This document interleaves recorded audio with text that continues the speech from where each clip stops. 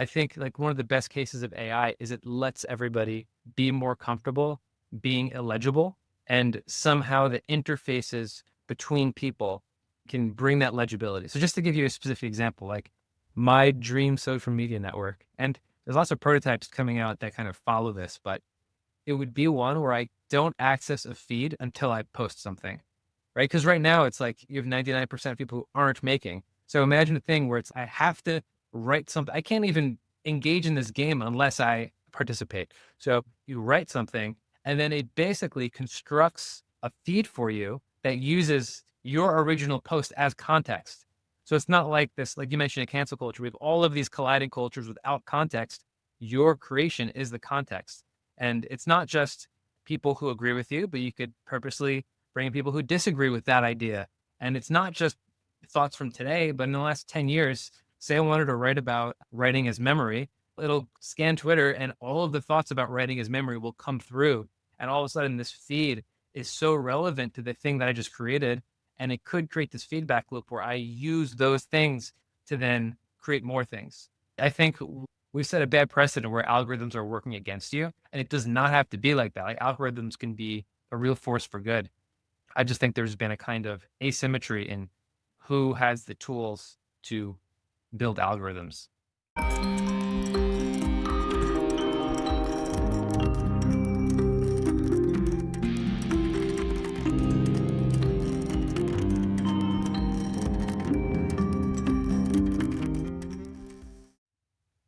Welcome to episode 17 of Humans on the Loop. I'm Michael Garfield, and this is my public ledger of exploration at the intersections of wisdom and technology in an age when the boundary between imagination and reality seems thinner every day. This week's episode is a real treat. I'm joined by fellow O'Shaughnessy Ventures and Cosmos Institute beneficiary Michael Dean, someone I recognize as a kindred spirit by the shape of his ever-evolving career made from hard angles across discontinuous terrains. Dean is precisely the kind of distinct entity I think will flourish as the world gets crazier and leans more on the unique insights of generalist thinkers. He went to school in architecture and played in a band before spending years in tech working on virtual reality, only to zag into making his living as one of the best essayists you've ever read.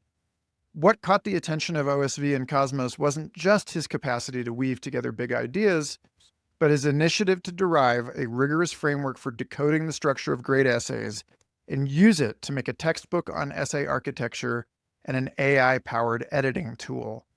For our first on-record chat, I binged on his blog, which is easy to do, and came in loaded with a head full of connections between pieces he'd written on eclipse chasing, Las Vegas and the metaverse, VR as teleportation, the impact of large language models on the culture and business of music, why essays are such excellent tools for self-reflection, and how machine intelligence could help free writers into deeper creative flow. Like a crazy person, I tried to draw the whole shape of this idea network in our dialogue.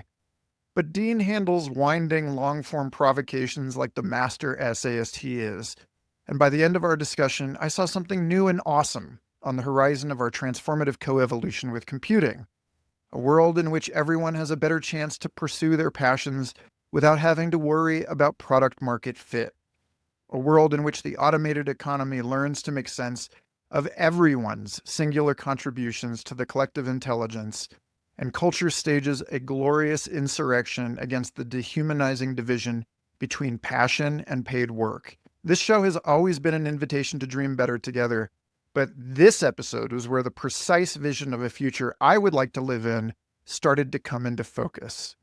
Since we recorded this on December 19th, 2024, I've devoted more and more of my attention to the act of building the relationships and fostering the conversations that could make this possible, and we'll publish some new articles on Substack very soon that build on the dialogue you're about to hear, and why I'm suddenly, specifically, so hopeful for the future. If this conversation stimulates or triggers you, please leave a comment. I would love to learn from you and love the way this project offers space for thoughtful discourse. And if you want to mainline more fresh thinking, please subscribe at humansontheloop.com. But first, be sure to visit the show notes for links to all of Michael Dean's virtuosic and delicious essays mentioned in this episode, and all the books and articles and podcasts we mention also. And then, once you are so inspired you might burst, go write.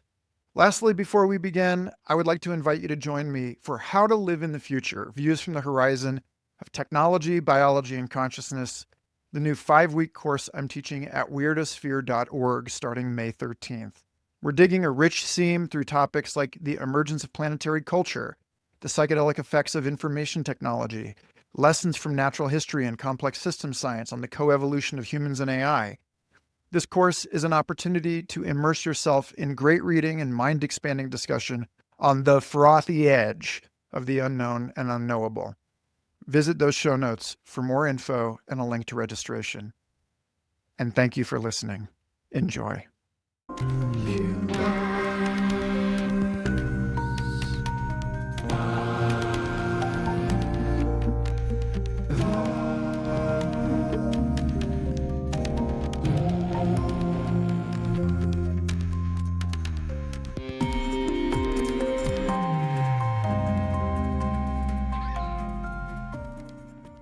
There's a natural warm up process. And by the time you're into it, it's, oh, wait a second. I wish you were recording that. Right. Well, dude, let me just start by saying that I stayed up until 3 a.m.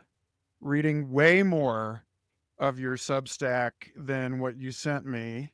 And I did it signed out. So I have all of these comments that I wanted to leave you because I found that the deeper I dug into the writing on virtual reality and futurism and technology, the more I realized I had no idea how fucking much we have in common. I know.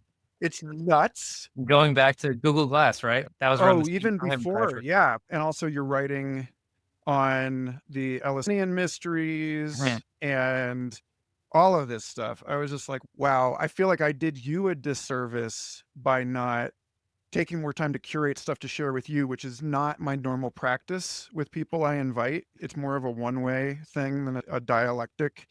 But yeah, we're going to have fun, I think. Yeah. Hey, this will be great. And I'm sure we're just going to open a bunch of threads, have to cut it off and continue it Well, again. What? yeah, I think just based on the talking points I pulled and all the quotes I pulled out of your stuff, I was like, oh my God, this is like easily a 3-hour thing. Yeah, it depends on how wide the aperture is, right? There's a whole discussion just on essays and AI, and then there's kind of all of the associated things that do tie into it. Yeah, indeed they do. This show is basically just the LinkedInization of future fossils. You know, it's skillful means. It's like a way of getting people who are preoccupied with wise innovation and so on to grab a handle on what I'm doing. I'm just making it more legible. It's, you talk about in your stuff about the essay, like the first draft is for you and the second draft is for a stranger. That's what's Mhm. going on here. It's like, this is still the same weird shit. It's just, Yeah, it's a Trojan horse. I have the same exact yeah, problem. Where like essay architecture, if you just come into my site with no context, you would think this is like only a writing school. And that's totally fair based on the name and the about page. But then you can click into the logs or go to the index, and there is a weirder, unoptimized universe underneath it. And the hope is that you can design a Trojan horse that is meta enough that it is connected to the underworld, right? It's weird. Like it's not like a mislead or clickbait, you know? yeah. The way I also think of it is it took us forever to find the wood wide web, right? We saw these trees and we thought of these trees as individuals. And then we realized that there was all of this mycorrhizal stuff going on underneath and that individuality is really messy. And that's the same thing that happened with language. It's, we see words and then we dig in and we see the symbol.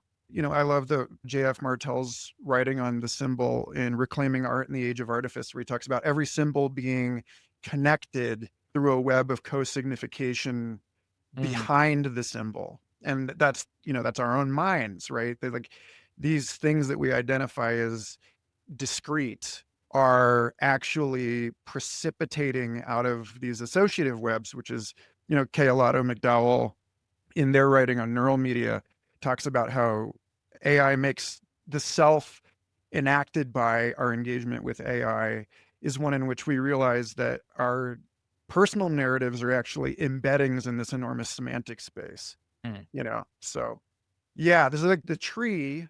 At some point, you've got a vertical, but actually, that vertical depends on all of this all the soil. Yeah, So, you can't start with the center or the tree. I mean, I've worked with so many new writers, and there's this kind of like universal pressure to converge and to be able to explain yourself from day one.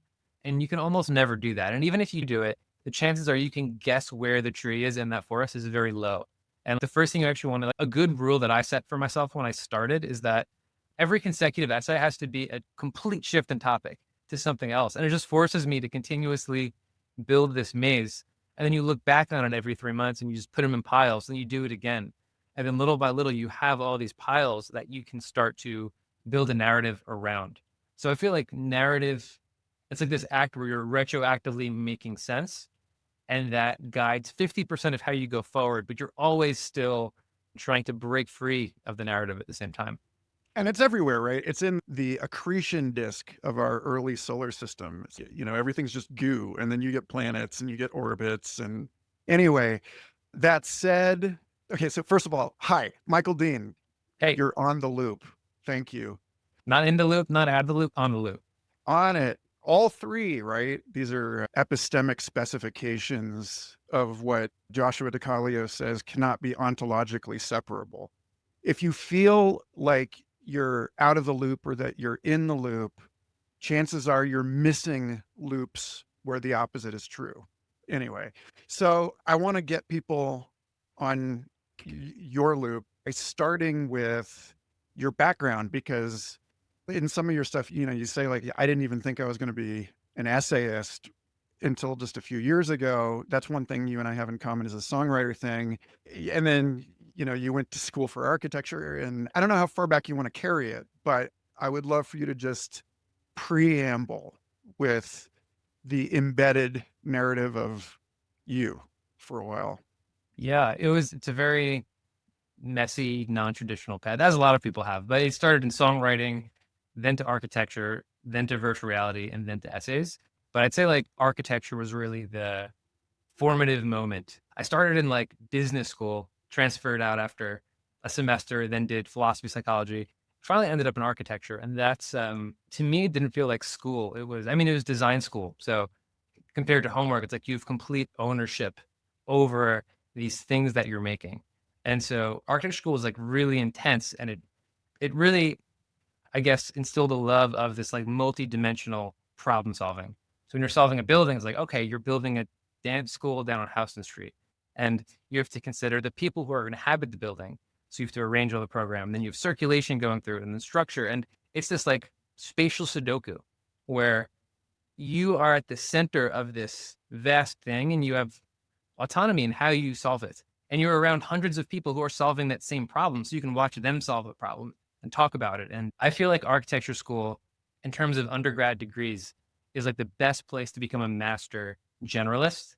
And then the tragedy is that you graduate into an industry of hyper specialization where you can spend 10 years just detailing one facet of buildings, like just the facades of buildings. So, yeah, architecture school is really the lens that I bring to everything, right? In terms of virtual reality, it's the lens of, hey, the metaverse is the next frontier of architecture, where you no longer need millions of dollars to build structures. You can have some kid, a teenager, install SketchUp, host a building, and have millions of people come through and use it. And then architecture is also the thread for essays as well. So essays are this amorphous, paradoxical thing. And my project, Essay Architecture, is an attempt to define the fundamental questions that underlie all essays. So the thing that I liked about your connection between the architecture piece and the essay piece is in pattern, and in the way that there are, like, I want to give you a chance to talk about the professor that shaped your experience as an architect in training, and how there was a seemingly objective, unassailable ability on his part, just like line up best to worst submissions from students and to get in and hack them apart with scissors. Because, like, this tension between whatever you said, like 300 people signed up in that program and only 40 of them actually made it out is intense. And to me, gets at this tension I imagine we'll return to in this conversation between two axes I want to explore here. One is, again, you said that generalist specialist thing, that a liberal arts education creates broad people, but the workplace, the environment into which one graduates is one that demands people that are competitive in particular Hmm. domains. And then the other axis that we can play up and down with there is, like you said, that there are these things that are more or less universally true, or at least strongly convergent about human cognition, that seem to be telling us something about the world, that we information in certain ways in the brain. I think to a talk years ago I heard with neuroscientist Danielle Bassett, who said that the reason that the story is so incredibly robust through human history is that we think in terms of narrative compression. Like Tyson Yunkaporta, who I interviewed on the show a while back, talks about indigenous memory system techniques that his research lab at Deakin University has shown that telling stories and then anchoring story points in a mnemonic interface with the body outcompetes the Western memory palace technique. And so, yeah, however you want to fly into that, I'm fine with. Yeah, let's start with that second axis on process versus patterns. And essay architecture is very much about the patterns, but generally for writing, I think both ends are equally important. And similar to you saying how it's not in the loop or out of the loop, but on the loop is the stretching between them. I think it's important to oscillate between process and patterns and really care about both. And so to me, process is the act of me showing up and actually enjoying the process of putting thoughts into words, doing it every day. Whereas patterns is once I release that thing to the world, I lose control of how it's interpreted. I'm not there to explain myself and what I mean, right? So the whole thing with the teacher aligning stuff on the table, he does it before anyone can even talk about their process or what it meant to them. The whole idea is regardless of how you get to somewhere, in the end, you're putting something for the vast group of others to look at and they have no context. And so I think the pattern side of it speaks to how in the end art is both the process of the making, but it's also an act of reception. And so this is where I think like feedback comes into essays, where there have been a few things where I wrote and I felt a certain way as I wrote it, but then you share it with someone who you trust, who feels comfortable telling you what they think. And all these things that might have been great to you in the moment, they don't land, or they interpret that word in a very different way. And so I think there is a process in which some ideas, like most of my ideas, they're not feedback tested. They're just like logs and jazz just into the world. But for the ideas that matter, in my mind, it's worth inviting in groups of people and asking them what they actually see in the thing. And I like to give each person blind copies of the document. And then I have a master file where I color code what does and doesn't resonate. And it's amazing how certain sentences will universally land or fail.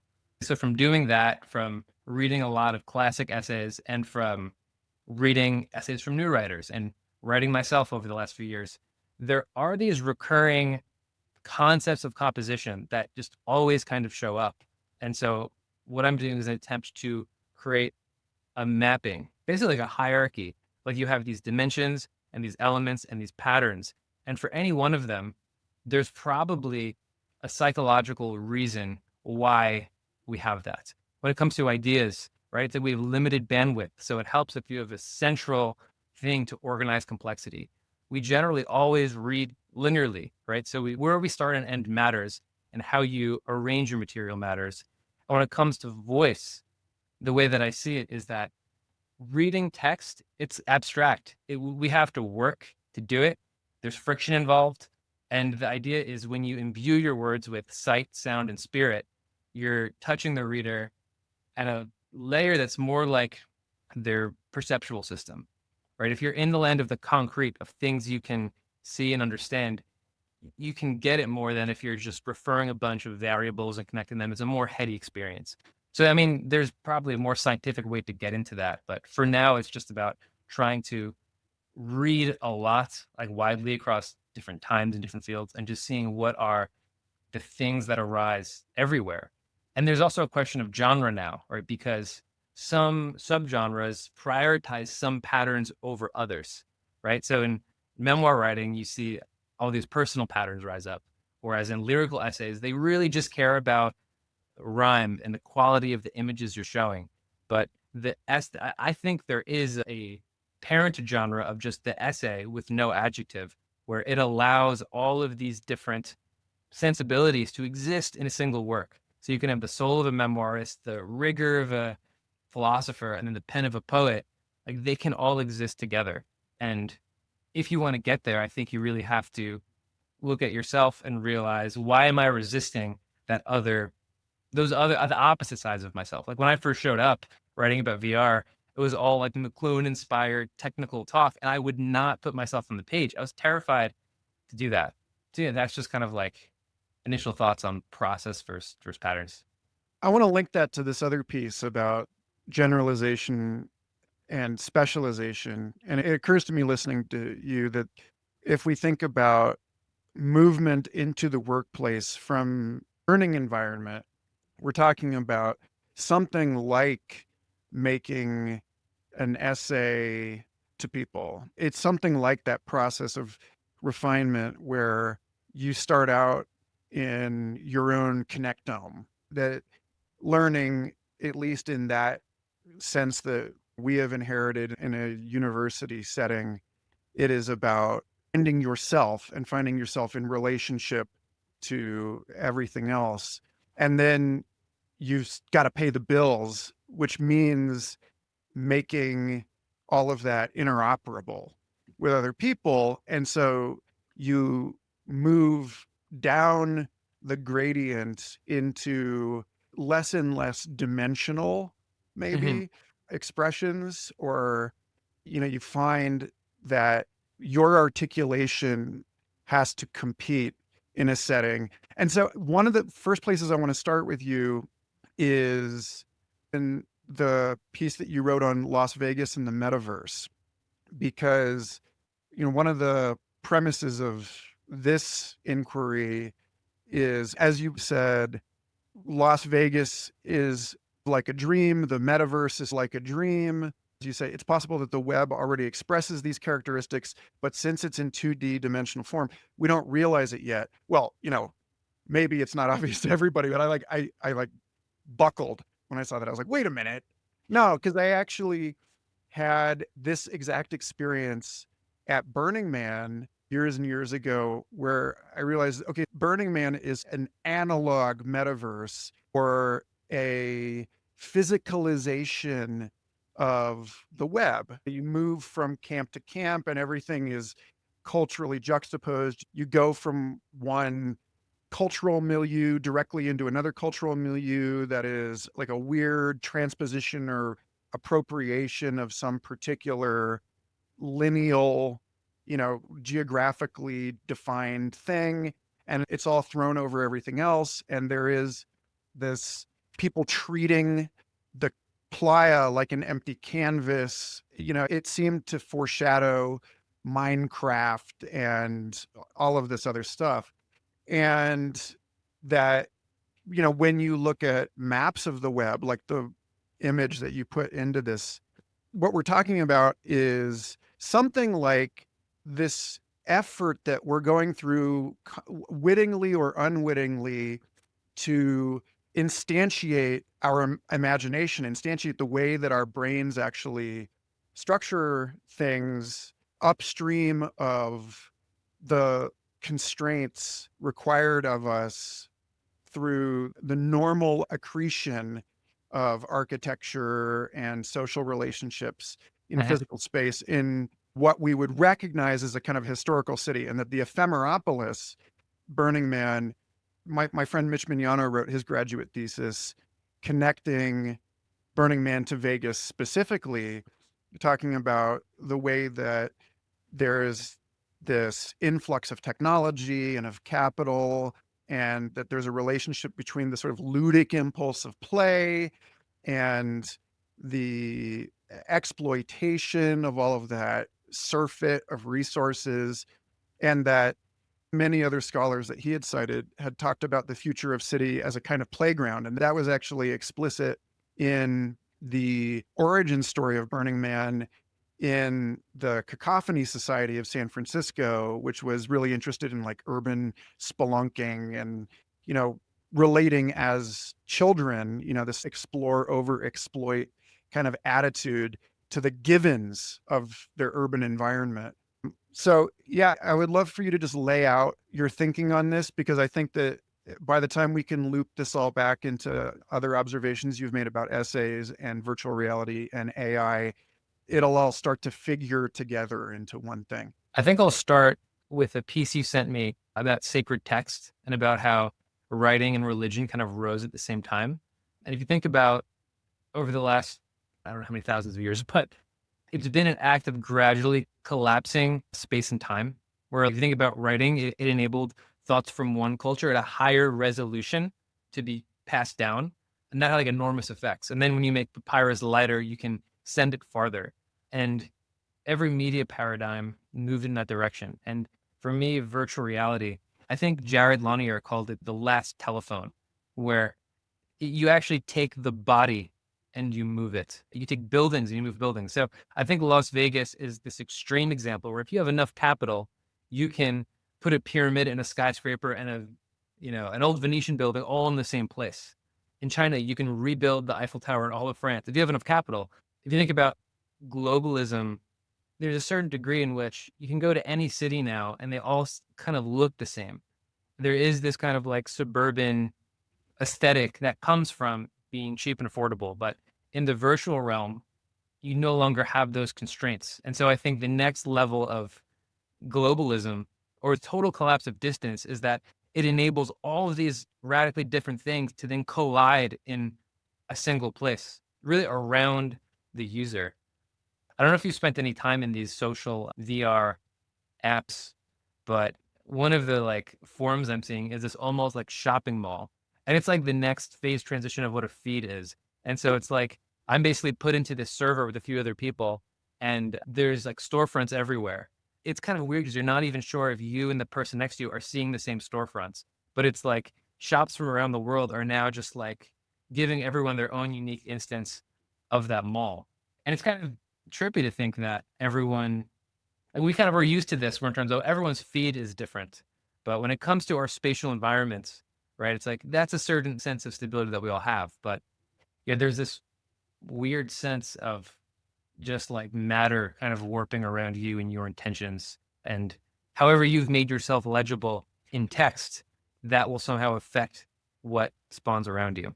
So, yeah, the relationship that you're pointing to there between the density of information as a kind of attractor for attention as the driver for urbanization and metaversion, or whatever we want to call that. People are calling it ephemeralization, but that's not right, because really everything is matter, energy, information. Like it's all in a server somewhere. I just saw Peter Diamandis talking. A lot of people called him out. He's like, actually, this is John Smart's transcension hypothesis, that the reason that SETI looks up into space and doesn't see whatever it is it's looking for is because turns inward into these simulated environments.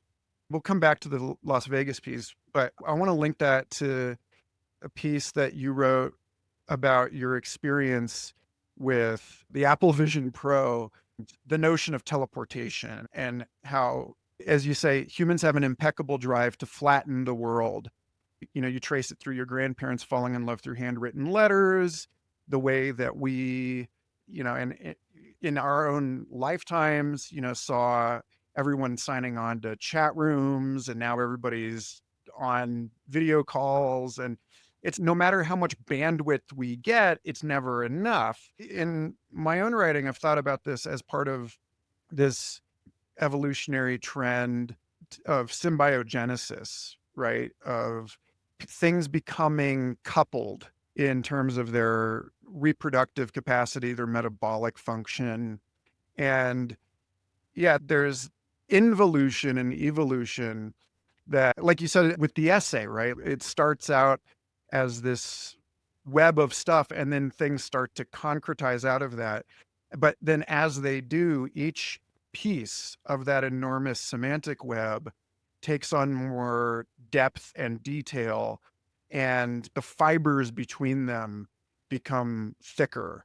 And yeah, it's funny you brought up the shopping mall. Like in 2018, I was contracted with a company that was trying to get out ahead and offer retailers indoor 360 photography of their stores so they could advertise better than simply a listing on Google Maps. And I was going around Austin asking, hey, would you like me to take a 360 of your shop? And they're going to put it on a big map, and then everybody's going to be able to walk into your store. And this is like pre-Matterport, fully 3D environments. But I got kicked out of the Barton Creek Mall because the jewelry store thought I was like casing the joint and called the mall security. And then the next time I went into a mall owned by Simon, that company that built that mall, there was a big sign on the entrance to the mall that said no photography in the mall. And yet what Wow. you're saying in VR, there is a everything is kind of a mall vibe. Brick and mortar malls are dying, and like the dead mall has become a kind of icon of hyper modernity. And that's somewhat worrisome to me in that it's like William Irwin Thompson used to talk about how and the online retailer has ironically become this force that is part of this larger machine that is driving the deforestation of the actual physical Amazon, Mhm. or how hard it is in our environments now. The intensity by which these environments recruit our attention has made it so that it's become really difficult in my household and obviously many other people's to get everyone to just sit in physical space with one another. And again, I think that gets to that same kind of generalist specialist trade-off I'm talking about, where actually going on a date with someone is messy and complicated, and it is actually extremely high bandwidth and rich, and there's so much more going on there than engaging in some kind of intellectual romance with someone online where you can't smell them and so on. Part of this larger tech narrative of encasing ourselves in environments over which we believe ourselves to have more agency or control, or that we're mitigating risk. We can run these things in our imagination and they don't seem in the figure to have the same kind of consequences. And yet there are Mhm. consequences that have been occluded. And Yeah, uh, I think I can enter into that just through the microcosm of the Apple Vision Pro. I think there's so much embedded in that device. The piece you read was my reaction to the announcement of it. Then I actually got it 6 months later. I posted a preview and I have a long form piece coming out on it soon that really captures my feeling with it. Basically, I went in very excited. As a past VR pioneer, I figured, let me explore the use cases with this thing. So I went in very optimistic.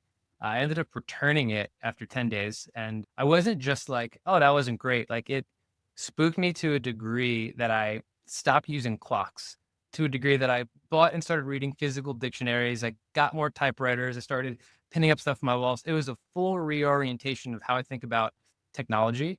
I think VR is still possible to do right, but it brought a few new dilemmas to the front of my attention that I can talk about here. I think the first good a place to start is the name virtual reality. And it's good to think about what digital versus virtual is, because I've always used them kind of anonymously. And so for me, like digital speaks to digits, like the digits on the fingers. You have 10 digits, right? Zeros and ones. So a digital world is one made of zeros and ones. It's a mathematical world. Whereas a virtual world, a virtual reality stems from virtue. And it's like, what are your ethics? What are your intentions for this place? And I worked in VR for 10 years, not realizing that connection. And so if you're going to collapse space time and create a synthetic world, you're imbuing it with your virtues. So you really need to think hard about what those are. And then there's the tension between, well, there's my virtues of what I want to do with it. And then there's the space of possible virtues that are enabled by the people making the hardware and the software. And so I can give you an example of kind of how this played out with the Vision Pro. So I get this headset. It's supposed to be a spatial computer, and computers, you can do anything with them. So I figured, let me build a spatial operating system with the Vision Pro. I have these old typewriters. Is there some way where I could be using a typewriter and in my room, I can just have notes and stuff and pages pinned up on my wall? I wanted like a Robert Caro studio where it's just kind of a clean apartment, but you put it on and you see my inspiration everywhere.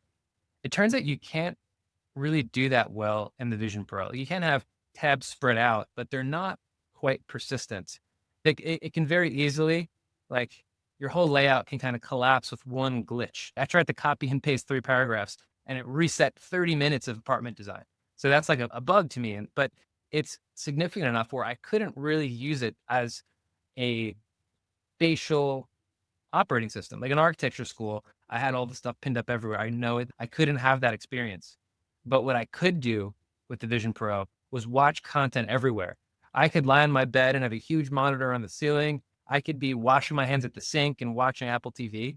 And so I found that this thing, at least the first iteration of it, it is a hyper television. And that is what it's amazing at. The screen's amazing. It blurs your peripherals. So whatever you're looking at is that much more sharpened. It was almost like digital Adderall to me. And it promoted just this always on ambience of content. And I kind of experienced firsthand the effects of that. Like it's always been this like, hey, one day we're going to have that. And I got to live that for 4 hours a day. And it kind of made me a little more bearish on this idea of always on augmented reality spatial computing. I'm still very much a big fan of the Ray-Bans by Meta. In fact, I've even wore those daily for almost 2 years now. And it's very non-intrusive. It's a way for me to capture my environment. It actually helps me. I need to notice myself having experiences, whether I write them or capture them. And those feel more aligned with my virtues, where the Vision Pro, it didn't. So I think that's the tension. You have to both define your own personal virtues and vices, and then you have to understand what the technology itself enables. And so to me, the Vision Pro was the first instance of a Faustian bargain, which is like a very unique kind of bargain. It's not just a typical deal with the devil, right? Like in blues folk myths, it's like you have to give up your soul just to get the powers in the first place. But in the Faustian bargain, you have this disgruntled scholar. Mephistopheles comes and he says, hey, we're going to give you all these superpowers for free. You can have the peaks of knowledge, of pleasure, creativity, and there's no strings, except if you ever reach a moment of such complete satisfaction, you have the ability to freeze time and live in that moment of bliss forever. And only if you do that will we come take your soul. So to me, the Faustian bargain is we're going to give you technology that could save you or destroy you, depending if you have the right virtual engine, if you kind of understand the reasons why you have this technology. So I like where you ended that essay. You say, the Vision Pro brought a lucidity to my/our relationship with technology, a fetish for technological awe, and an unspoken religion of tyrannical convenience.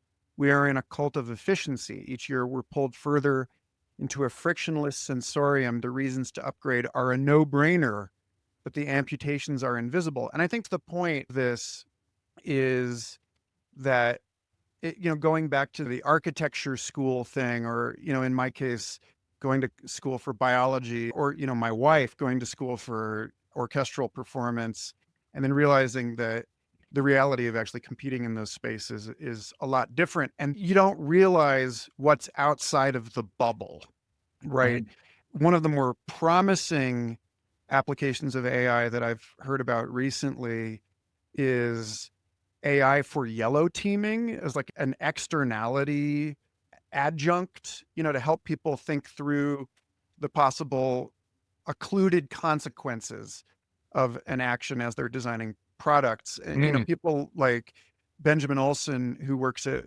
Responsible AI at Microsoft, talks about how he's basically that function within his team, is that he's there to help them think through all of the different virtues that they're trying to embody in product design and in the relationship that they have with the users of their products over these very long time horizons. But I want to connect that to your actual project mm. with the AI editor. And I find this very hopeful. One of the areas that you and I converge is on thinking that the real quote unquote killer app for AI is something like or building on what the essay was doing in the first place, which was an instrument for the enhancement of reflection. And Exactly. so let's start there. Yeah, let's do it. Yeah, to tie this into the end of the Vision Pro thread on the cult of efficiency, if you think about the word essay, that word is the symbol of like rote assignments and homework, right? Most kids have gone through school. It's like you're forced to write about this topic in a strict 5 paragraph format for a teacher who's paid to pretend to care about it. And then all of that is so you kind of keep going up these rungs to get a degree, to get a job. And ultimately, it's transactional, right? So we've been trained to think that writing helps just unlock these social gates. And hey, if we have a tool that's going to make that hyper efficient, of course, we're going to press the button and have the essay come out because we don't realize that writing or the essay was founded on being a reflection tool to show us what is actually in our head. What do we believe? Who are we? How do we express ourselves?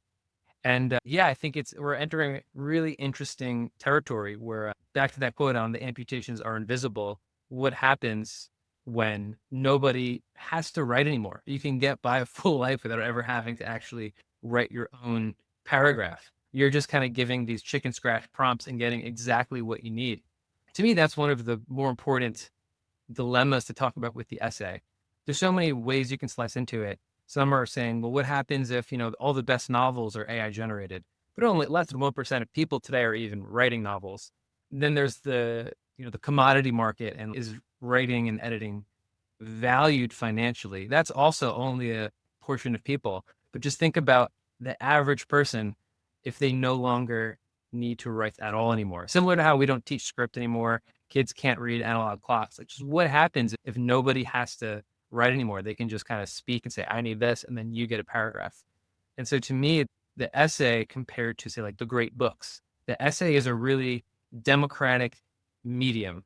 If you compare the essay to other arts, right? Like architecture requires millions of dollars to get started, typically.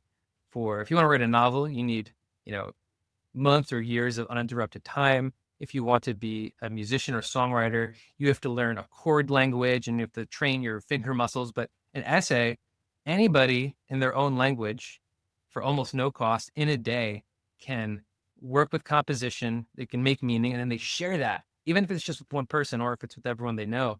There's something like fundamentally democratic about that, where I think like the health of a society can somehow be measured of are people actually critically putting down, examining, changing their ideas and sharing them?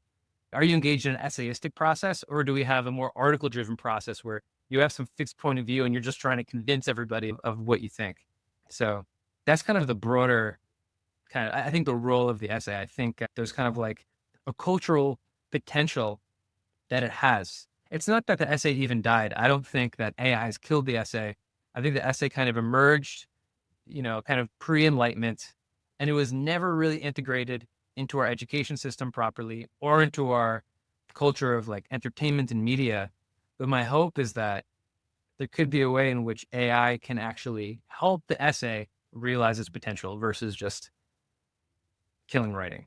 This is where I want to get back to the relationship between your, as you put it, an editor god, meaning your own AI trained on your uninhibited stream of consciousness writing that first draft stuff over your entire life, everything that you decided was worth record and you're not having to edit yourself.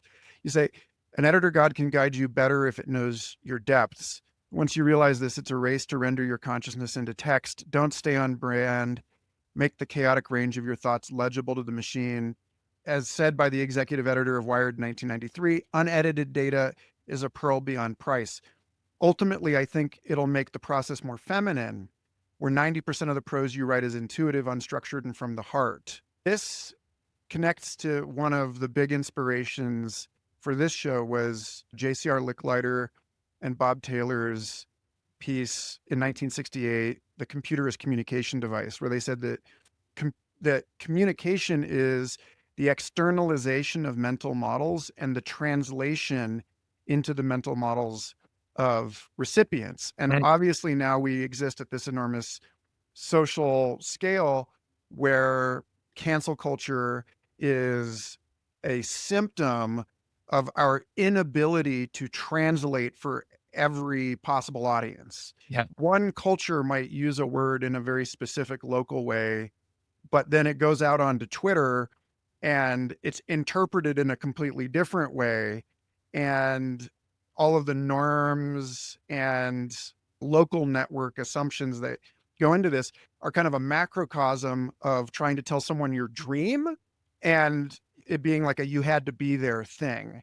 And so, I think there's two pieces to this. One is I think about her and how in that film it ends with the AI Samantha taking everything that our protagonist has ever written and then organizing it in a way that can be pitched to publishers.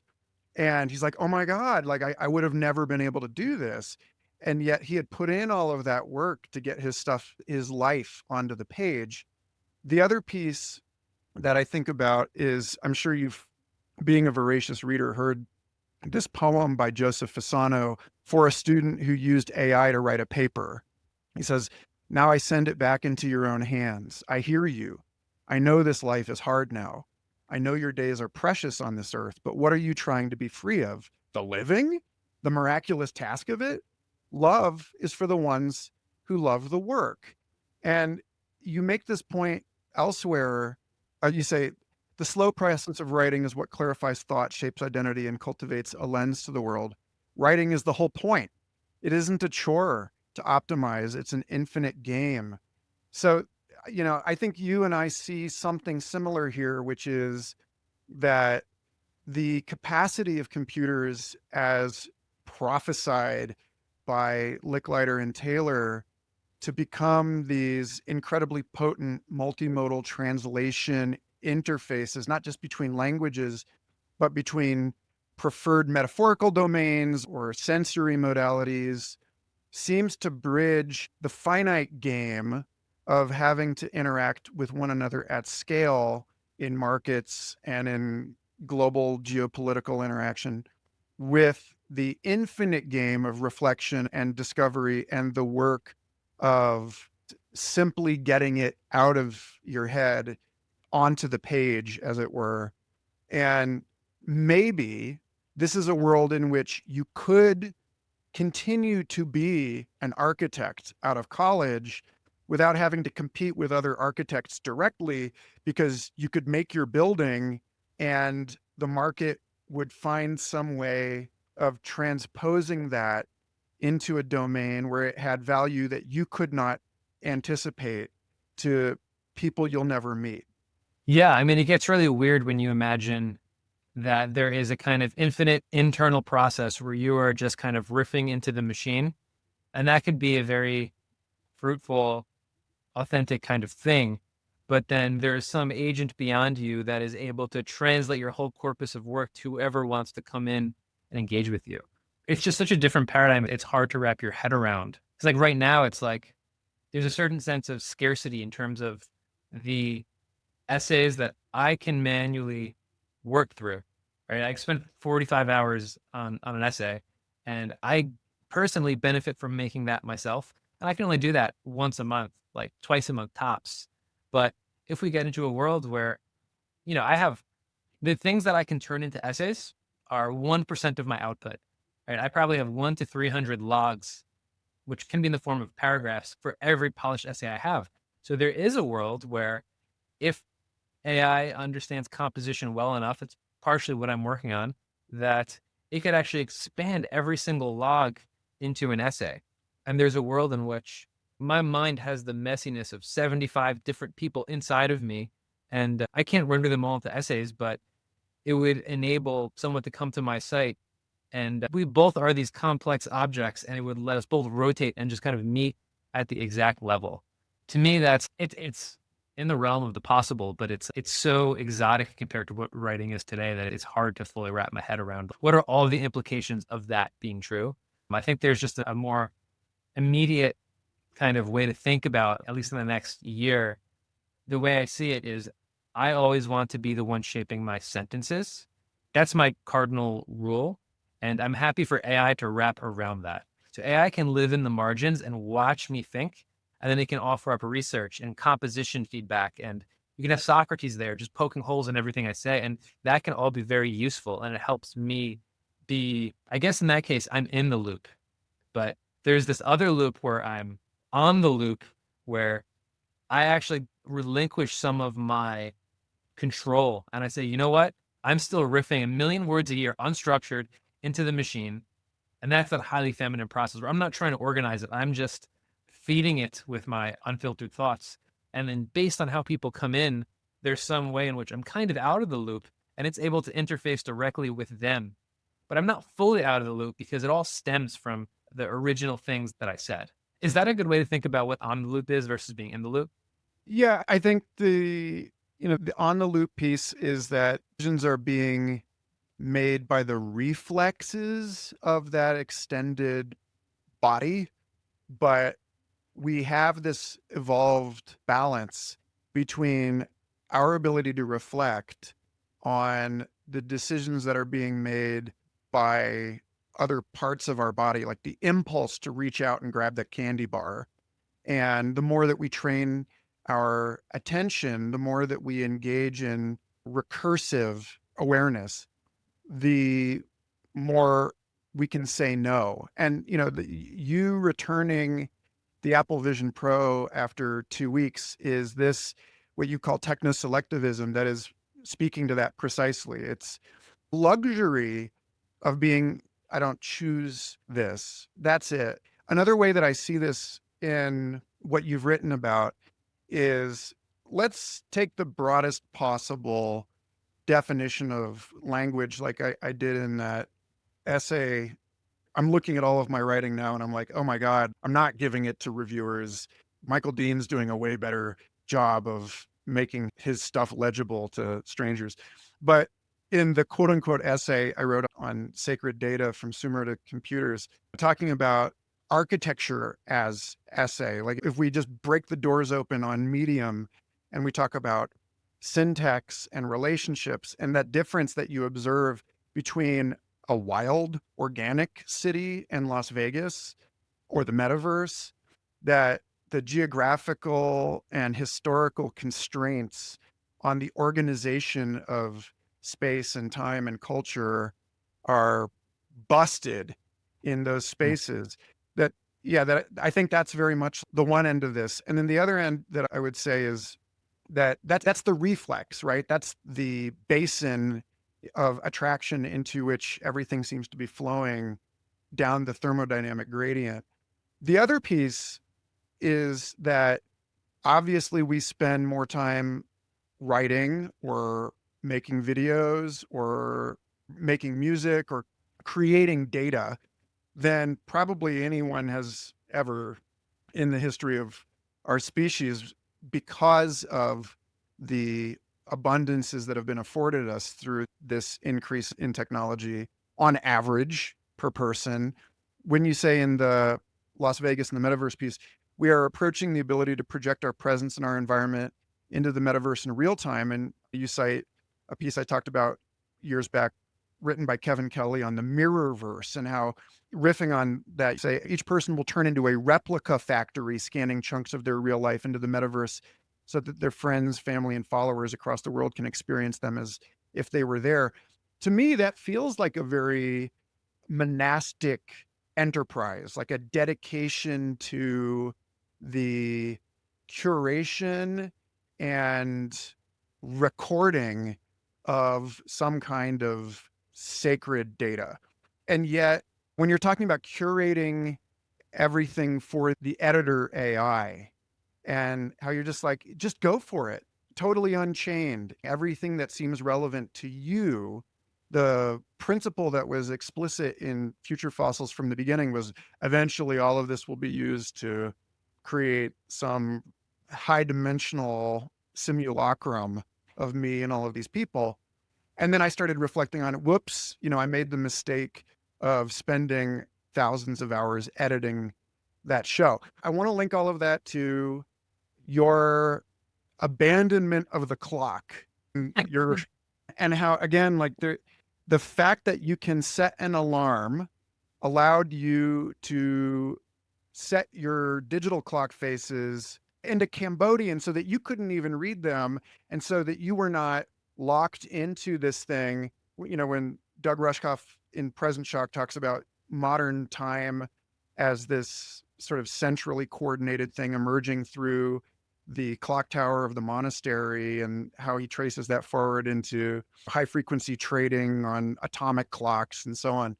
Again, we see that balance between the sort of everything everywhere all at onceness and the ways that the alarm is the reflex layer that sets the notification for you that you have a responsibility to the world out there, but that you can set your clock to Cambodian and free your attention to be engaged in this kind of ensorcelled monastic enterprise of just getting it all on the page. I'd love to hear you riff on that. Yeah, what a combination of threads. This will be fun to try and weave together. So I'll start with the clock thing. Just to clarify, that was after the Vision Pro. I understood that I wasn't really investigating some of the more subtle effects of VR or of just technology and efficiency in general. And the clock is so just part of the world we're born into. You never really question what would a life actually be like without clocks. So kind of set this experiment that I did intensely for a few weeks and more moderately now, but I basically changed my lock screen to Cambodian, manually set the time to different times on each clock and device. So I really had no way of knowing what time it was. I just had one source of truth. And I was in a certain phase of my life where I could do that. I didn't have, 10 meetings a day. And what I realized is that an awareness of time allowed me to always kind of break the future into these little increments that I could budget, allocate, and plan. And I was very much in manager mind. And I had just a mode of control over my day where when you don't know the time, I found myself doing things more spontaneously, just falling into flow states, kind of like solving my problems without even intending to. I would just wander into like, oh yeah, I said I wanted to do that. And I just kind of found myself doing that and getting it done in a fraction of the time. And so in my mind, like when you're off the clocks, that is max like leisure. That is max just like presence in the moment. You don't, you're not thinking about how can I extend my legacy to my grandchildren or whatever it is. However it is, you make sense of death and the purpose of everything. And I have another essay called Write for Your Grandchildren. And that is this monastic sacred impulse to say, hey, if I don't actually write down this memory, I'm going to forget it. If not tomorrow, it'll be gone in a month. And in a year, it's all compressed where I'm forgetting all of the rich nature of my insights. So as a compulsive logger, I don't think I missed a day this year, but like going back 3 years, there's some days that I have 50 to 100 notes in that day. So it's like I have a pretty high resolution synthetic memory, which is interesting because it's like usually all that stuff just fades. And I'm not even sure what's in there. Like you're talking about this Las Vegas essay, I kind of forgot most of it. And so writing very much captures this fleeting thing. And it can be very useful to reflect back on it, integrate parts of your past self into your present and realign it to your future. So when you do that, when you see writing as a memory device, it is illegible because your own thoughts are kind of multifaceted. And I think that is antithetical to how I think our social internet structures are set up today. I've made the metaphor comparing it to American Idol. And if you think about the Facebook feed, that paradigm came out when American Idol was the number one show on American TV. And they basically have the same paradigm where someone owns a stage and they let random people have a shot at fame. 99% of people just sit back and vote. And they have the same business model where it's all advertised. Like you can sell space on the stage from other companies. And I think like in the last 20 years, the game has been to make yourself legible, right? Where if you're just logging for memory, if you're logging because you want a full encapsulation of your mind so that if your great grandchild wants to talk to you and they have a certain problem and you never wrote about your relationships, well, I have to write that stuff into text so that it's my written self is more one to one with my actual self. So yeah, there's something how I think like one of the best cases of AI is it lets everybody be more comfortable being illegible, and somehow the interfaces between people can bring that legibility. So just to give you a specific example, like my dream social media network, and there's lots of prototypes coming out that kind of follow this, but it would be one where I don't access a feed until I post something, right? Because right now it's like you have 99% of people who aren't making. So imagine a thing where it's I have to write something. I can't even engage in this game unless I participate. So you write something and then it basically constructs a feed for you that uses your original post as context.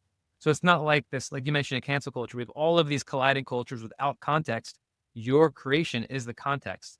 And it's not just people who agree with you, but you could purposely bring people who disagree with that idea. And it's not just thoughts from today, but in the last 10 years, say I wanted to write about writing as memory, it'll scan Twitter and all of the thoughts about writing as memory will come through. And all of a sudden, this feed is so relevant to the thing that I just created. And it could create this feedback loop where I use those things to then create more things. I think we've set a bad precedent where algorithms are working against you. And it does not have to be like that. Like algorithms can be a real force for good. I just think there's been a kind of asymmetry in who has the tools to build algorithms. Yeah. So one of the things that I've wanted for, I don't know, 15 years now is the ability to share local permissions with someone's corpus. And so if you go into a scientific conference, you can find the person without having to read everyone's poster presentation, or going into a party without having to talk to everybody. You're missing all of these amazing things that would really stimulate you. And that's what you're talking about.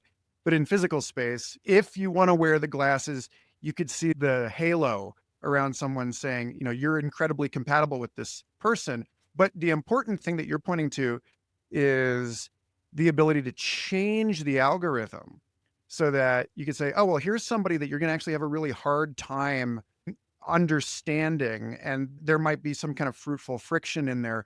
And I want to connect that to a statement that you made in the typewritten essay that you wrote, Sun Gazer, about going to Yeah. see the 2024 eclipse, where you say Airbnb map matches totality, but there's value to the unpredictable adventure of finding your own perch in the expanses of open nature. And again, it's that sense of, if you assume that what's going to work for you, like Airbnb is that specialization, it's that market signal, right? And then there's the magic and the mystery and the synchronicity of everything that was not pre-specified for the psychedelic experience by just stumbling through the wilderness until you find the place that you're supposed to be when you see totality. And I want to connect that in, the last place I want to take this is because you sent me another essay in which I was pleased to find that you and I have been thinking along very similar lines, which was Lucy in the Sky of Large Language Models, about the proliferation of participation in fandom at a very high quality made possible by text to music. language models where I don't know how many people listening to this were, as you and I were like familiar with OpenAI's Jukebox and the much more advanced things that have come since. But the idea that now in a day, fans can make more simulated Beatles songs than were ever possible by the Beatles, right? And I've had some issues with this. It's funny you quoted Terence McKenna, computers are like drugs, you just can't swallow them yet. I've been thinking about the internet as the drug that swallowed us, which is why we see this dreamlike behavior in the metaverse, and that the internet again is just like continuous with this larger information attention vortex we've been talking about this whole time. But you and I have the same kind of hopeful idea about this, which is that, as you put it, no permission required, everyone's invited. And elsewhere, the voice of the band is getting sublimated into an instrument. So now millions of people can create Beatles music through their own intentions. We won't witness the death of intention, but the psychedelic explosion of it. Generative AI will turn every artist into a fractal explosion. You'll witness all of the segments of culture within any given artist. This is like thinking of the artist as a discrete, historically and geographically delimited thing like the city.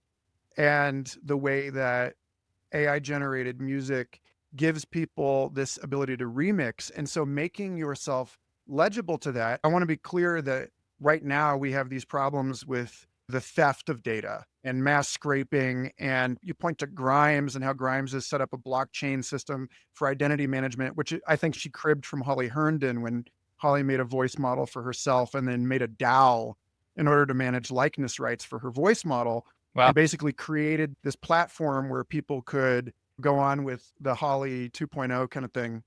But you say, pre-Ooze, the Beatles were a group of four guys. They had total control of their catalog. They broke up because they couldn't agree. Moving forward, disagreement will be the primary feature of every catalog. Another evolutionary analog to this is that we're used to thinking of the inheritance and transmission of intellectual property as something like DNA in vertebrates, right? Where people choose each other, they have kids, and on it goes. The internet is affording something like the horizontal genetic transfer between bacteria, where it's this big open thing. Identity is fluid and permeable.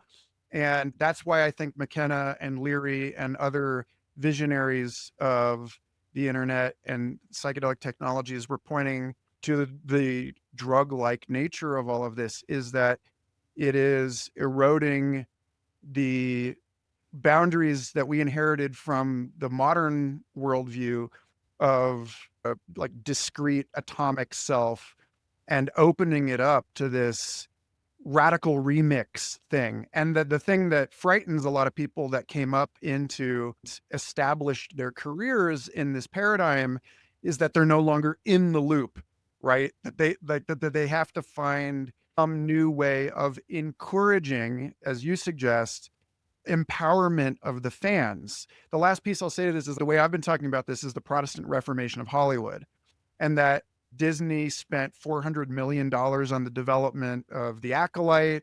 Most of the Star Wars fan base thought it was trash. They could have spent a fraction of that encouraging fans to use the tools at their disposal to engage in a massive democratic election of the highest quality fan fiction and use that as a recruitment pipeline Right. into the secular religion of Star Wars. They would have massively expanded the surface area, the intellectual mind share, the economic opportunity of that franchise. And yet Disney Plus as a streaming service and other streaming services are struggling because they're still trying to maintain a priesthood when people are out there in the woods like, what are you talking about? I have a direct connection to this thing. We don't need the church. Yeah. And so, I've been thinking about like maybe this Protestant Reformation has an opportunity to look at the bigger picture of the evolutionary dynamics. And maybe we don't need a 30 years war. Maybe we need to intentionally engage a kind of symbiotic fusion of the immense creativity of fans and markets and the willingness that people possess to write their own life worlds into this. And then on another level, the boundary isn't even Star Wars as a silo. Now you could be like we were talking about with the essay, it's you could take stuff out of the Beatles and translate it into whatever alien anthology. So this is where I'd like to land it with you because you make the point that this is a very jarring transition. And I think a lot of the fear that people are experiencing is because of this, that when you realize that you never had control, like when you're coming up on the psychedelic experience of LSD or the metaverse or whatever, it's just so overwhelming. Your integrity kind of collapses into this void. Mhm. But in the void is this incredible richness, that all esoteric traditions through history have said, actually, once you release that script, once you untie the knot in a higher dimension, you don't want to go back to that tiny little hell you were living in. Yeah. It's like you have the canon, which is here's the official source version, and then you have the fan fiction universe around it. You almost can't have either of them alone. If you just lock up the canon, that's too restrictive. And you also can't really have a fan fiction universe without something like an authoritative center. And it's worth looking at, I think, the Beatles and the Grateful Dead as like two very different models for a band and how they straddled each. Like the Beatles were in tight control, especially Paul. They were very specific about how each song was structured, what each album is, say, other than the White Album. And you could say that they had enough of a cultural force that they inspired their songs to be in other languages. They were covered by great bands. There's still a post psychedelic revival stemming from a lot of what they've done. And so you can say that if a pillar is strong enough, it can inspire fan fiction that's great. In a lot of cases, the fan fiction is always second rate, but with generative AI, you can imagine we get to a world in which the fan fiction is on par or close to the quality of the source canon. If you look at the Grateful Dead, they recorded albums, but so much of what they're about is the live experience. I mean, it would be a transforming set list every night. They would sometimes go without a plan. The songs on the album would take on infinitely different versions. So basically, in that case, the band themselves, they're propagating an evolution of their canon through live experiences. And they're not even recording it, but their fans are recording it. So you have a whole bootleg market now of their live shows.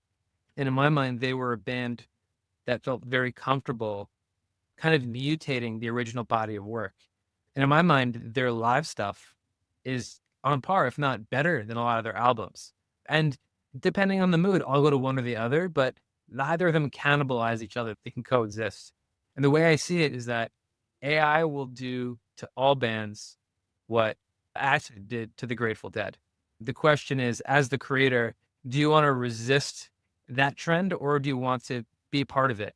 And this actually helps clarify some of the thoughts on essay writing where, like, yeah, what if, I have 10 million words of my logs and readers can come in and just generate Michael Dean essays without me even being aware?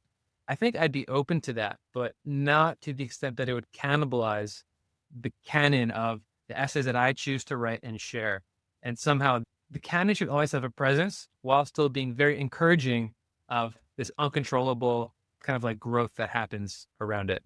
That's exactly where I wanted to take you in the final moments of this is people are already pointing to like a mad cow disease happening in AI where the models are just voracious for data and now they're consuming the data, like they're consuming the output that they themselves created, and it is overwriting the integrity of the earlier outputs. So hallucinations are being amplified in this positive feedback loop.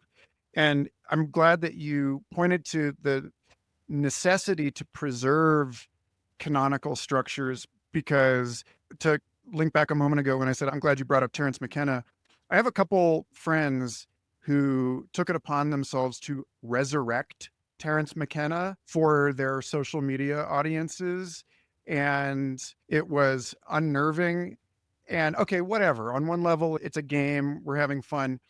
But when my buddy Jake Coburn did this and everybody was just fawning over it, my friends Sarah Finn and Michelangelo and I got up and we're like, wait a minute, we run a real risk here of rewriting McKenna, in the same way we were talking about earlier that the visible amputation of the metaverse is the rewriting of physical space. Pave Paradise put up a parking lot, right? There has to be some kind of negotiation between that infinite game of endless novelty production and the finite game of the actual physical world that we inhabit. So this is, I think, what really underlies the anxiety that a lot of people have is not just like, oh, I don't want to change, but a real deep concern that the Silicon Valley attitude of move fast and break things is not a democratic process, or that we don't know how to decide collectively what is worth keeping. Like if we're talking about this eruption of the ego boundary of individuality at whatever level, the city, the person, the culture, then it cannot ground out these solipsistic decisions that high agency individuals, be it a corporation or be it a consumer sculpting their environment in VR or whatever, have over a shared world that we are never actually going to completely unmoor from. How do we preserve canon amidst all Yeah. of this? My sense is, maybe this isn't the right language to put into, but the internet is hurling towards a crash, which could be a good crash. But the fact that you can take Terrence McKenna's voice and make it an instrument that anyone can embody, the whole idea is someone can just take a sound clip and present that out of context in an algorithmic Twitter feed, and that is going to win. And that becomes the mainstream vision of what McKenna is. There's hundreds of hours of who he is on YouTube, but if it's that fake little bit in the stream that wins in that present moment, that artificial McKenna becomes real McKenna, and no one really know the difference.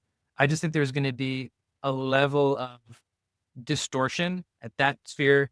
You're going to have influencers and creators just kind of flooding public networks with content to try and game the system. The dead internet theory. I think it, if I think that's how, if you move fast and break things, the way that it could break, I think, is that these public feeds, which are already broken in all sorts of ways, this can be the final death blow to them. And we'll have to kind of reorganize and figure out how do we present our own media, right? Like to me, one of the reasons Twitter never really stuck is because it really is just a chronological feed. There's no way that I can curate my own canon, my own body of work. It's just kind of like time. Whereas on Substack, I have tags, I have sections. There's all these different ways that I can orient you through my corpus. And so, given that I can control my Substack, I could very simply have a stream called Essays, and I can have another one called Offshoots, right? And as a creator, I can make that distinction. And then I think there might be this general lack of trust. Kevin Kelly talks about the trust flip, where we're in this temporary phase where we can trust everything we see, and we're soon going to be in a phase where we doubt everything we see. So it's almost like unless you go to somebody's website and it's authenticated as them, you won't really believe that McKenna thing is being real because everything will be fraudulent in a way. Yeah, I'm glad that you cited Eric Howell in this piece because I don't know if I told you I wanted to write a whole book about all of this stuff through the lens of Jurassic Park and like viewing this rampant technological breakout through what Michael Crichton was pointing to in that.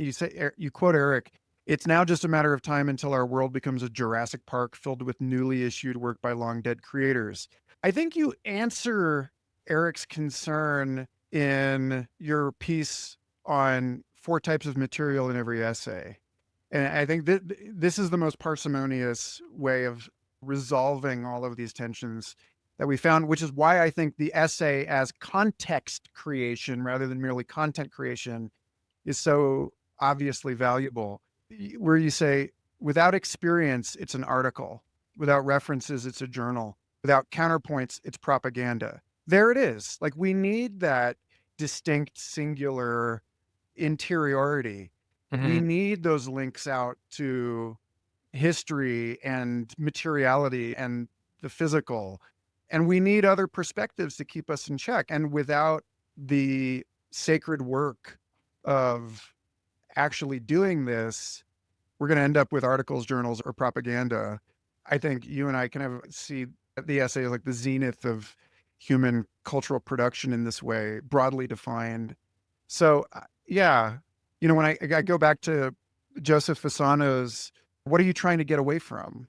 Your tyrannical convenience. It's no, actually, the semi-permeable membrane of a cell is performing work. It is curating molecules that enter and exit the cell.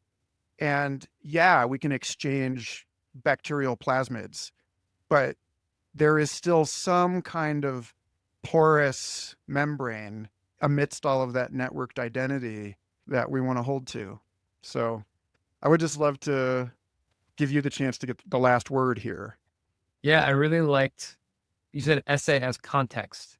I think it's all about context, where if you just give me a specific Reddit style marketplace where there's millions of AI Beatles songs and they're being upvoted and downvoted and there's feuds and it's that could be a fun thing because I know that I'm going to a place for this.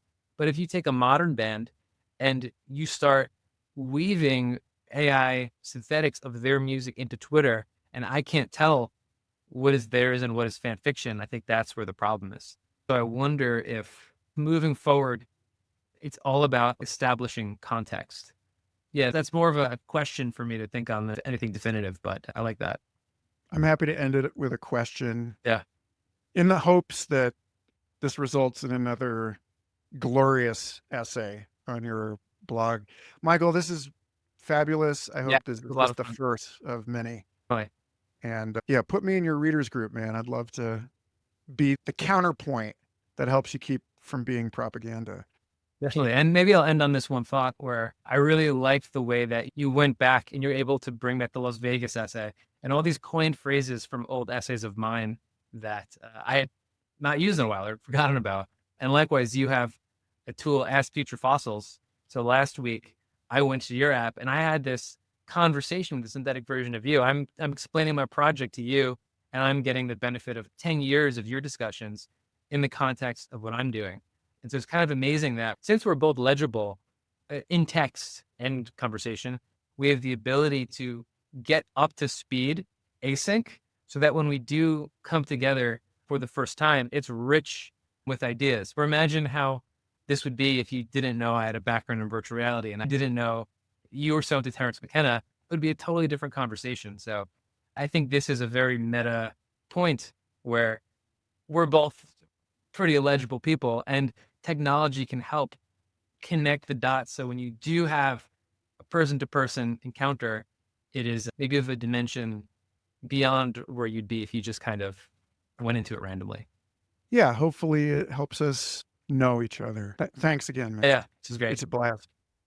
Thanks again for listening, and to every patron helping keep the portal open for a new imagination of the future, including new patron Jay Bachhuber and major donors O'Shaughnessy Ventures, Cosmos Institute, Imaginal Seeds, BitTensor, and all of my friends on Patreon and Substack. Thank you. Explore the show's extensive archives at humansontheloop.com and email humansontheloop@proton.me if you'd like to work with me as a consultant, contributor, or speaker. Reminder that tomorrow at 11 a.m. Mountain, 1 Eastern, is our members' hangout for discussing Federico Campagna's wonderful book, Prophetic Culture. You're welcome to tune in and soak up the conversation, even if you haven't finished. There will be no new episode next week because I'm back in a writing sprint preparing for my course and book launch, but subscribers will get a new piece on being more than a machine, so look for that. Until then, take care, and remember, attention is our greatest natural resource.